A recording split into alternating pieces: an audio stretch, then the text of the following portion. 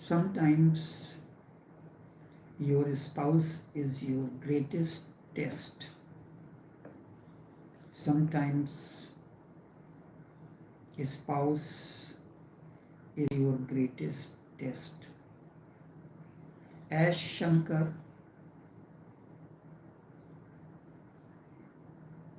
mentioned, this made almost everyone somewhat uncomfortable.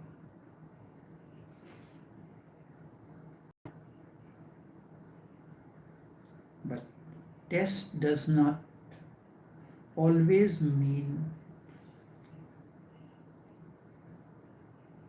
punishment. Test always does not mean a punishment. Instead, this test reveals your inner maturity. When you are dealing with your spouse and the spouse says something which you do not understand at the same time, you think it is a punishment. No. Instead, this test that the spouse had asked reveals and explores your inner maturity. Whenever someone brings your inner hidden anger to the surface, that means the anger was there hidden within. And this is why the relationship between the spouses is the intimate relation. Both challenge each other, bring out hidden anger and other problems and other hidden issues.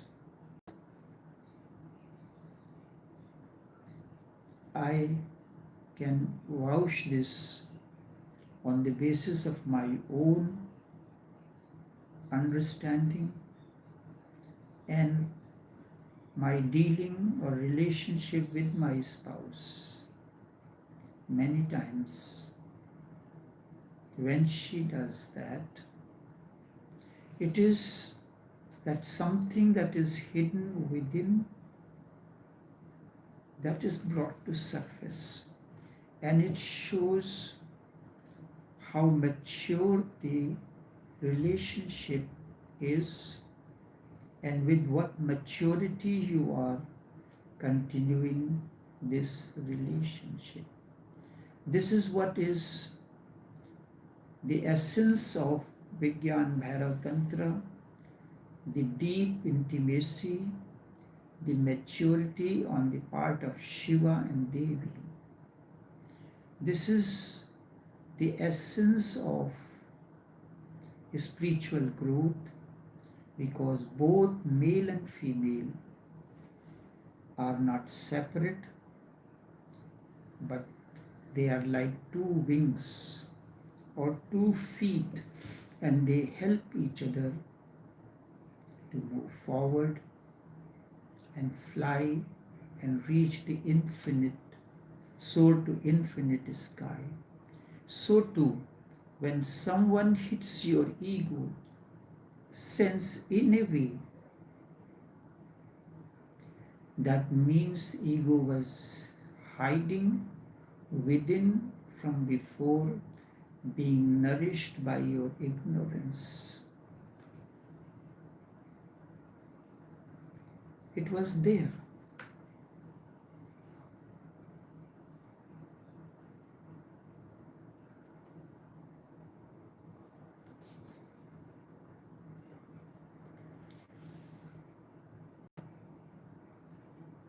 She mirrored, the spouse has mirrored it, brought to the surface, and the spouse will support you to come out of that situation as well. This is the crux of basis of male-female relationship. Remember, ego is the ornament of ignorance, and ignorance nourishes your ego sense. Together they support each other. Quite often, when you relate with someone, more so with your spouse, the spouse mirrors your imperfections. Where your spouse wants you to work on, and the spouse stands side by side to support you, to guide you. And this can happen when both have dissolved into one another. There is no ego sense, and in the mirror of that relating or relationship, the spouse mirrors your imperfections and shortcomings. This is the reason each relationship is considered so strong. When a relationship mirrors each other's imperfections or shortcomings, consider that relationship is very strong. With this, rays of light were slowly and slowly spreading on the horizon, but the sleep has disappeared from their eyes. But Shankar continued, man wears so many masks in life. His face differs in front of the society. Another face is in front of a friend. Also, he hides so many things from him as well. However, relationship is such where false faces do not stay for long. With passage of time, real nature of each other starts surfacing in relationship, and your spouse mirrors your imperfections, brings it to surface, and solidifies the relationship, the interaction. Thus, your spouse is your most intimate one, to witness your hidden dark moments and also the moments of light. Your spouse knows your shortcomings and your strong points as well. This is why the relationship between two souls as intimate partners is never ordinary and should not be considered as ordinary. Hesitatingly, one seeker inquired, if your beloved, it comes both, male and female, mirrors her lover,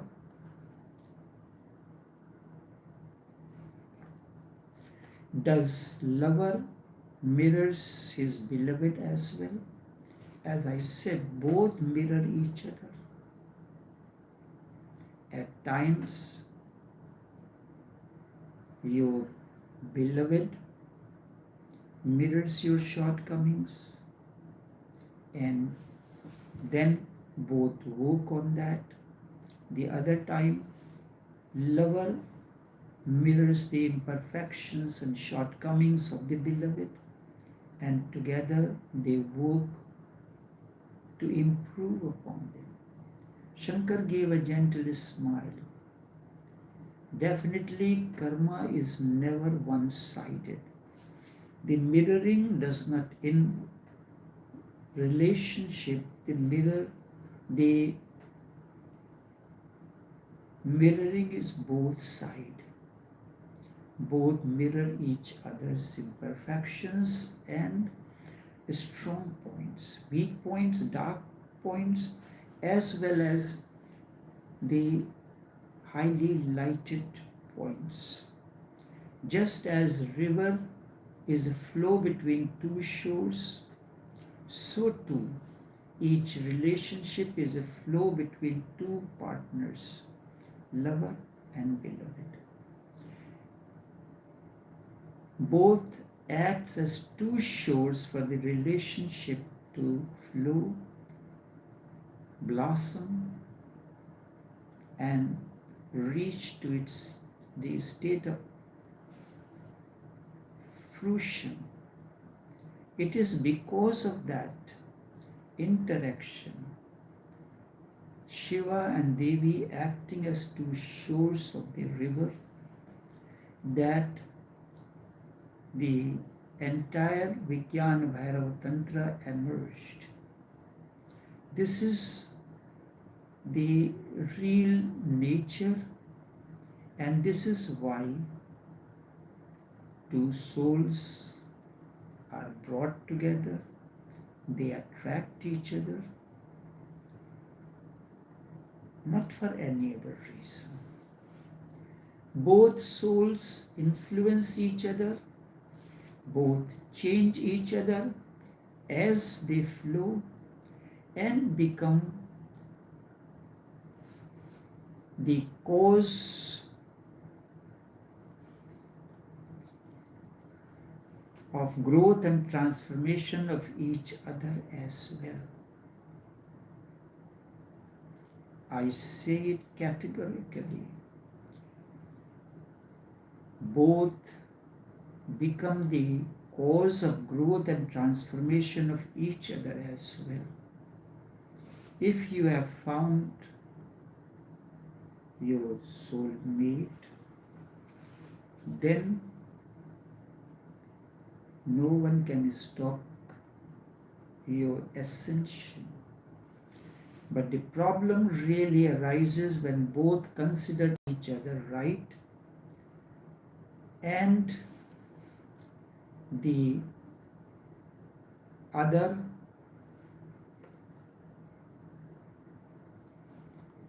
wrong.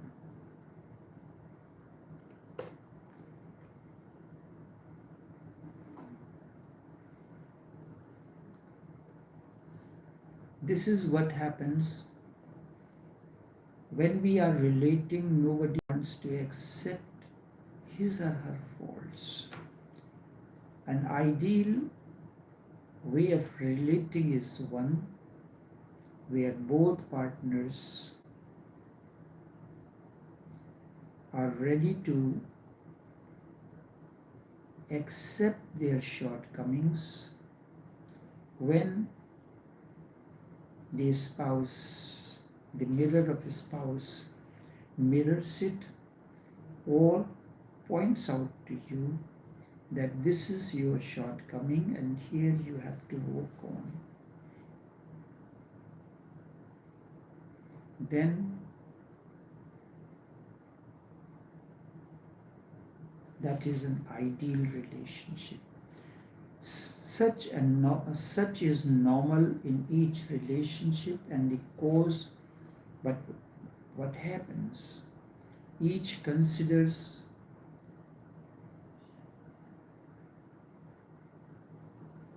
but the problem arises when both consider each right and the other wrong. Such is normal in each relationship and is the cause for the breakdown of intimate bond of relating.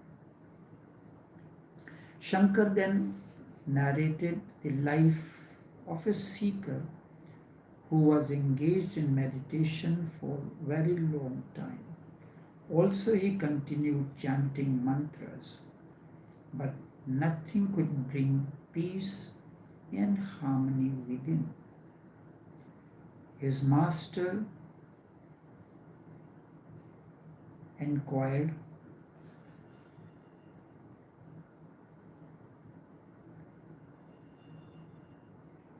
for How is your interaction with your spouse?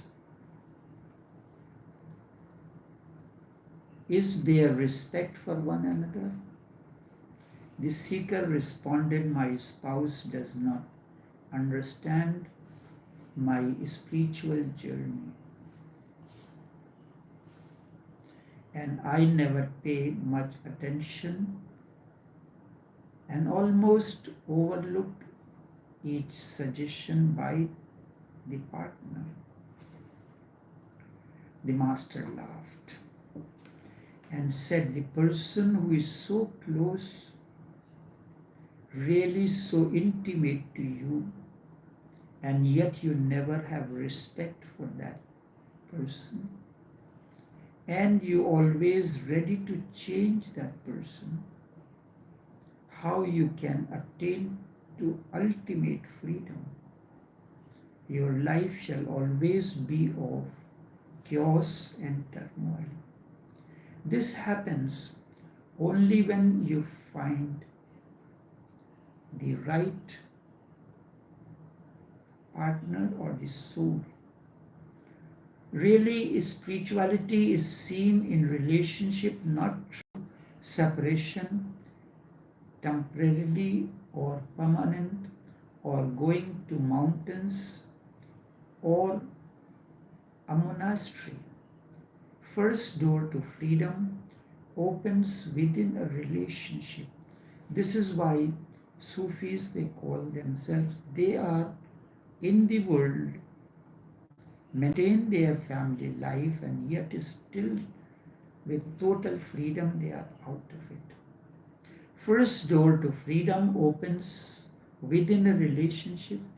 When you cannot exhibit love, compassion, patience, and awakening within a relationship towards your spouse, your mind shall always remain disturbed and in chaos. If you look into your life, this is what happens.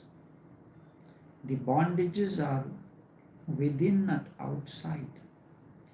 And you have to shatter inner bondage, not the outer. The moment you find the right partner, a new journey begins. Amidst the sound of the chirping of the birds,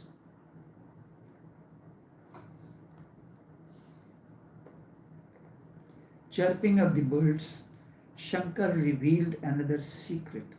Quite often, souls are not the outcome of each other's karma. Instead, they are to complete each partner's incomplete journey. The moment you realize your spouse is to complete your incomplete journey, you look at your spouse in a totally different manner. Also, certain souls meet and come together to continue the unfinished past dialogue. And seeing them, it never feels as if they are meeting for the first time. Instead, it is a continuation of an unfinished past. The moment you feel, you realize that your relationship, your present relationship, is a continuation. From the very beginning until you meet such a person, there remains a chaos, disturbance, and the moment you meet such person, intuitively you know, because the soul recognizes the answering soul. They did not need to introduce each other in any way.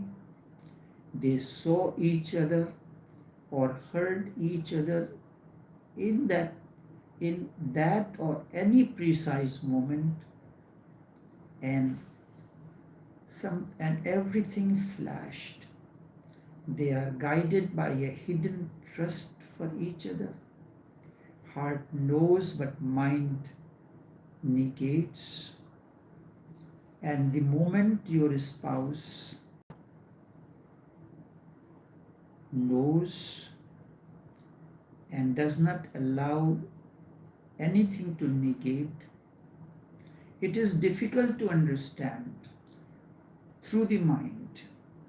Only intuitively you understand in presence of meeting someone if peace descends within. This is not always an expression of love. Know this as soul recognizes its counter soul. However, each attraction is not a soul connection. Quite often, one considers one's desire as soul's connection. Soul's connection gives ultimate freedom. Soul's love expands your innerness as if something is expanding within. Attachment narrows your innerness. Real test of any intimate relation does not depend on attraction for each other. Instead, it depends on how high it is elevating your consciousness. How elevated, how blissful you feel in the company of your spouse. That determines, it depends on how high it is elevating your consciousness. Your spouse is elevating your consciousness. Therefore, never try to change your partner. Instead, let him or her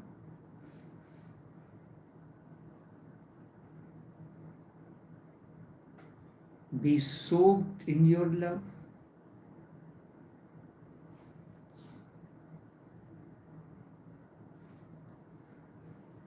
Instead, he or she, let him or her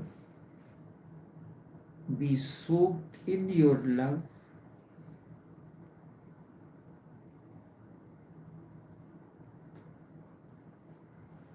And care so much. And then one day you will realize your spouse mirrors you. Then you both live like one soul and two bodies. Let such be your aspiration through your intimate relationship. I have opened my heart for you through this overflow. Never try to change your partner. Instead, let him or her be soaked in your love and care so much that one day you will realize your spouse mirrors you. And both of you live like one soul, two bodies. As such, soul is one. The essence, the tea that is made in a pot and is served in a different cups. The cup may look different, but the content of the two cups comes from the same source. Such is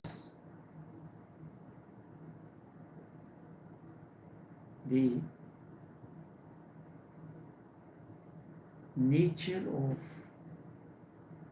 lover and beloved in an intimate relation. Enough for now.